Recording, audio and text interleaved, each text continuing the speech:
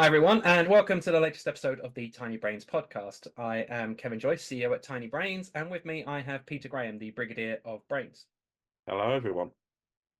So, some of you may have noticed that I was missing last week. I'm sorry. Shocking. Yeah. I hope you missed me. But what we do on this podcast, for those who haven't watched it before, is we take the top stories in XR from the previous week and have a little chat about them. So we're going to dive straight in this week with the Omni One.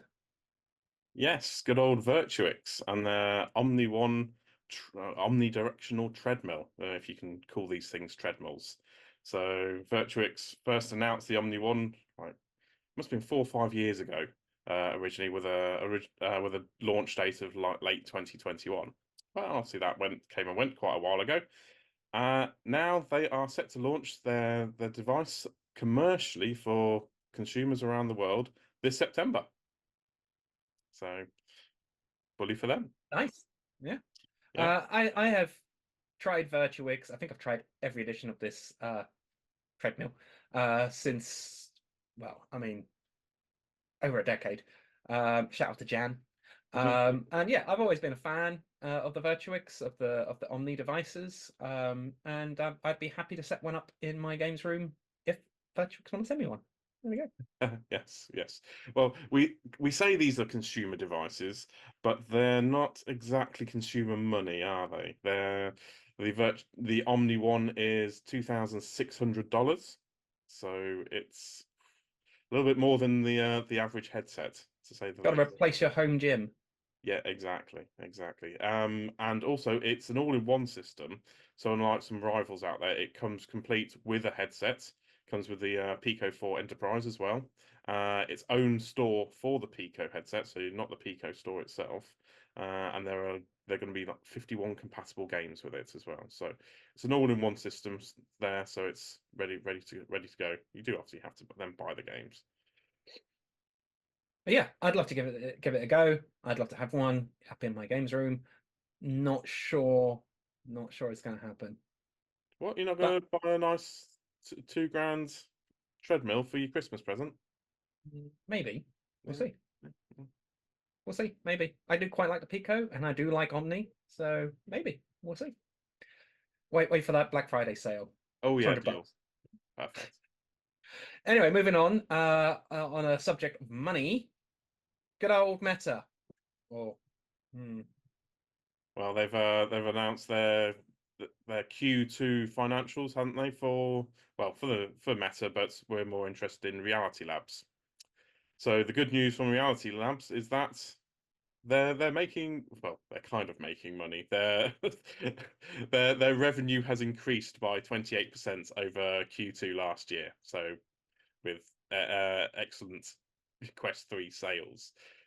Zuckerberg has gone, oh, Quest 3 is outpacing expectations, which is good. You then have to then add into the little caveat that there was a 4.5 billion loss. So I don't know whether they're making 353 million in the quarter is really gonna, really dent things very much. this was my bizarre facial expression that I pulled at the point of announcing this story. I mean, it shows signs of positivity for VR, certainly. Showing signs of positivity for Meta shareholders, which, sadly, as we all know, is the bottom line. But as I have been saying to anyone who will listen for a long time, since Meta had the huge Meta announcement, which kind of sank and did not do particularly well, Meta hasn't stopped investing in virtual reality research, in XR research as a whole. They've just stopped shouting about it. Yeah. So this 4.5 billion doesn't surprise me. This is money they were spending anyway. It's just no longer their big, we are the future when they give presentations. It is just money they're spending. And I don't think it's going anywhere anytime soon. I think Meta will continue to invest heavily in this area. And they will shout about their successes and not shout about their huge amounts of investment until the time is right. No, certainly. And I think, as we previously reported, they've got more headsets on the way. We've got the Quest 3S expected this year. There's been rumors on the Quest 4 and Quest 2 Pro. So all that investment is going into more hardware, which we're going to see in the next couple of years. And talking about hardware and sales, we have the Vive XR Elite. Who? I- What? What? Four Who's? five. 4-5. What what? Who is the Vive XR Elite? You say? Our once former kings.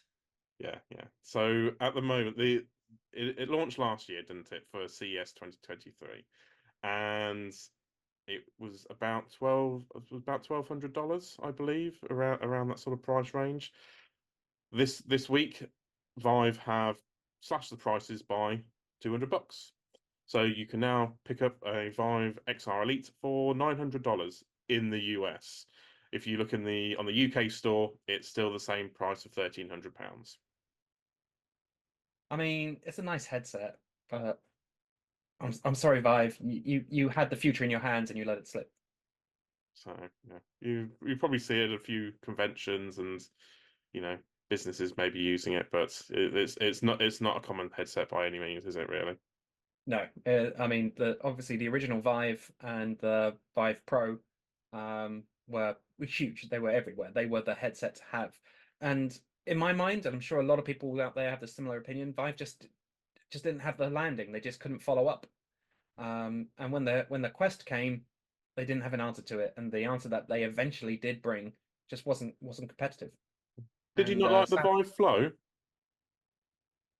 sadly, I don't think they've had any products since that have taken any sheen away from the Quest at all. No, no, not at all. And the Not at all. PCVR market is getting very crowded. And they simply don't have the money that Meta has to keep dropping on hardware iterations, do they? So, Yeah. Oh well, Vive. We hardly knew you. but Uh, stay there. yeah, Stay the please course. stay around. We do like your We hardware. still You're we just still love you. overpricing it. Yeah.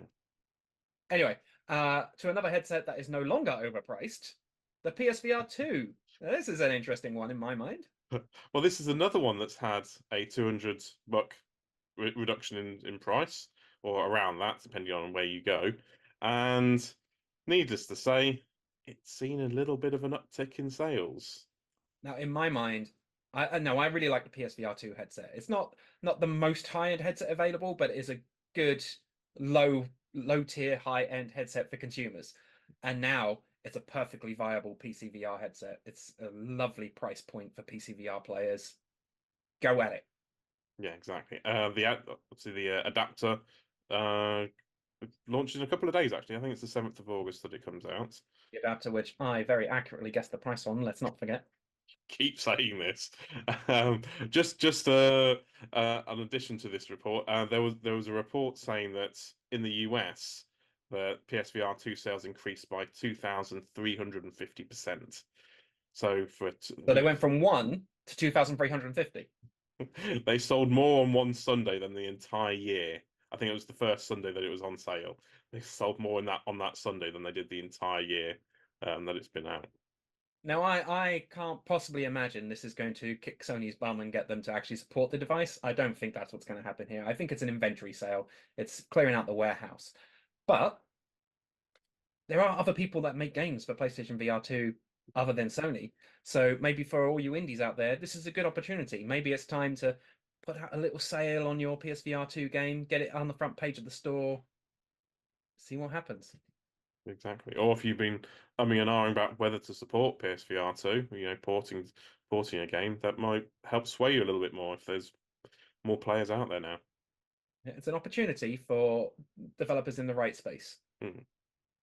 So good luck. Let us know if you do decide to support PSVR 2 now, or if you decide of something differently to capitalize on this boom in sales. We'd love to hear about whatever you're working on and what your thoughts are on PSVR 2 in this position. And hopefully the sale is going to stick around. Hopefully it's a new permanent price point. I think Hopefully. that would be silly not to keep it at this price point. I find that'd be silly too as well. But we're going to wrap up this week, as we always do, with some gaming news. And this is a big one for Pete. He loves this franchise. I quite like this franchise as well. I have seen every movie and played every single game, except this one because we haven't played it yet. But Alien, Rogue Incursion, actually got gameplay footage. I have an opinion on this. Pete, what's yours? Yes, I'm so excited. I'm sure you've got a slightly more critical analysis of the gameplay that was shown, but for me, I am very. It's looking good. Well, I'm gonna hedge my bets and say I think it's going to be an above average game, but I don't think it's going to be the AAA like Christmas blockbuster, and that's all I'm gonna say. Kev? Mm, uh, now, don't get me wrong. I think Servius is a great studio. I think they've made some fantastic games. I'm not sure about this. Proof is in the pudding, right? We'll see when I try it. As with every game ever, I can't judge it until I've actually tried it. Even Attack on Titan, can't judge it till you've tried it. But from the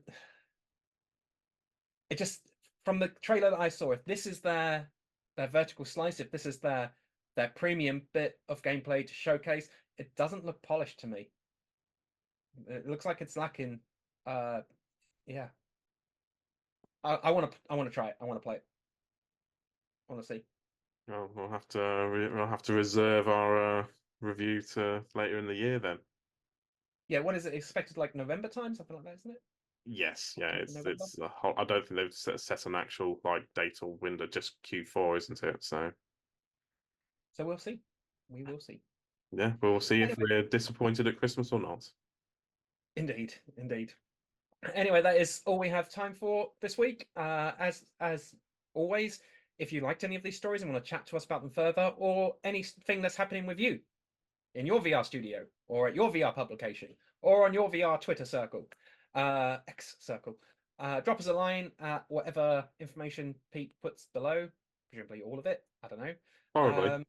And we'd love to speak to you. Thank you very much, everybody. Have a good week.